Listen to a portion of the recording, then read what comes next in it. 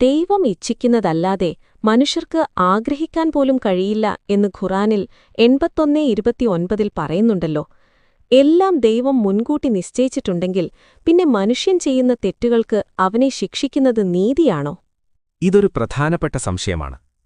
ഇസ്ലാമിക വിശ്വാസപ്രകാരം പ്രപഞ്ചത്തിൽ എന്ത് സംഭവിക്കണമെങ്കിലും അത് നന്മയാകട്ടെ തിന്മയാകട്ടെ ദൈവത്തിന്റെ അനുമതി ആവശ്യമാണ്.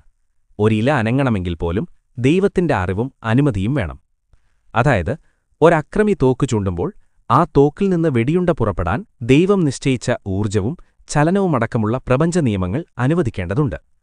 എന്നാൽ ദൈവമത് അനുവദിച്ചു എന്നതിനർത്ഥം ദൈവമതിൽ തൃപ്തനാണ് എന്നല്ല. മനുഷ്യനെ പരീക്ഷിക്കാനായി തെറ്റും ശരിയും തിരഞ്ഞെടുക്കാനുള്ള സ്വാതന്ത്ര്യം ദൈവം നൽകിയിട്ടുണ്ട്. മനുഷ്യൻ തിന്മ തിരഞ്ഞെടുക്കാനുദ്ദേശിക്കുമ്പോൾ ദൈവം തന്റെ പ്രപഞ്ച നിയമങ്ങൾ വഴി ആ പ്രവൃത്തി നടപ്പിലാക്കാനുള്ള സാഹചര്യമൊരുക്കുന്നു എന്നു മാത്രം. ഇതൊരു ഉദാഹരണത്തിലൂടെ വ്യക്തമാക്കാം. ഒരു ഇലക്ട്രിക് ഫാൻ കറങ്ങുന്നത് വൈദ്യുതി കൊണ്ടാണ്. വൈദ്യുതി ഇല്ലെങ്കിൽ ഫാൻ കറങ്ങില്ല. ഇവിടെ വൈദ്യുതിയെ നമുക്ക് ദൈവം നൽകുന്ന ഊർജം അല്ലെങ്കിൽ കഴിവ് ആയി കാണാം. എന്നാൽ ആ ഫാനിന്റെ സ്വിച്ച് ഓൺ ചെയ്യണോ ഓഫ് ചെയ്യണോ എന്ന് തീരുമാനിക്കുന്നത് മനുഷ്യനാണ്. സ്വിച്ച് ഓൺ ചെയ്താൽ ഫാൻ കറങ്ങും. ഇവിടെ കറങ്ങാനുള്ള ശക്തി വൈദ്യുതിയാണെങ്കിലും, അതായത് ദൈവത്തിന്റെ വകയാണെങ്കിലും, കറങ്ങാൻ തീരുമാനിച്ചതിന്റെ ഉത്തരവാദിത്തം മനുഷ്യനാണ്. അതുപോലെ ഒരു കത്തി ഉപയോഗിച്ച് ഒരാൾക്ക് പഴം മുറിക്കാം, അല്ലെങ്കിൽ ഒരാളെ കുത്താം. രണ്ട് പ്രവൃത്തികൾക്കും ആവശ്യമായ ഊർജവും കൈകളുടെ ചലനവും കത്തിയുടെ മൂർച്ചയും നൽകുന്നത് ദൈവമാണ്. എന്നാൽ ആ കത്തി എന്തിനുപയോഗിക്കണമെന്നത് മനുഷ്യന്റെ തിരഞ്ഞെടുപ്പാണ്.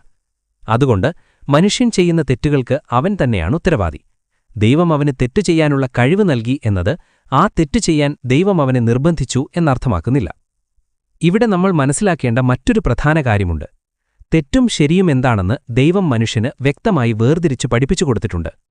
എന്നാൽ അവനത് വകവയ്ക്കാതെ വീണ്ടും വീണ്ടും കൂടുതൽ തെറ്റുകളും ധിക്കാരവും കാണിക്കുമ്പോഴാണ് ദൈവം അവനെ അവന്റെ തെറ്റായ വഴിയിലേക്ക് പൂർണ്ണമായും വിട്ടുകൊടുക്കുന്നത്.